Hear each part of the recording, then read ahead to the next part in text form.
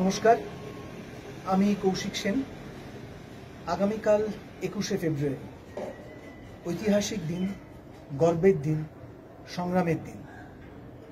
আগামীকাল আমরা অনেকে একত্রিত হব ধর্মতলায় একটি গণসমাবেশে। তার আগে মিছিল হবে এবং সেই মিছিলে এবং সেই গণসমাবেশে আমরা একত্রিত হব ফ্যাসিবাদের বিরুদ্ধে, যে ফ্যাসিবাদ এই মুহূর্তে বাংলার দরজায় কড়া নাড়ছে।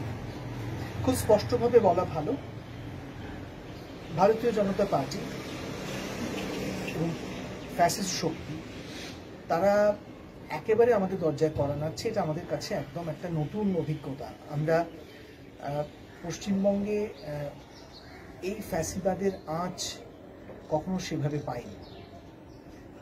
হ্যাঁ, এমার্জেন্সি হয়েছে, আমরা বিভিন্ন সরকারের নানান রকম সন্ত্রাসমূলক কাজকর্ম দেখেছি।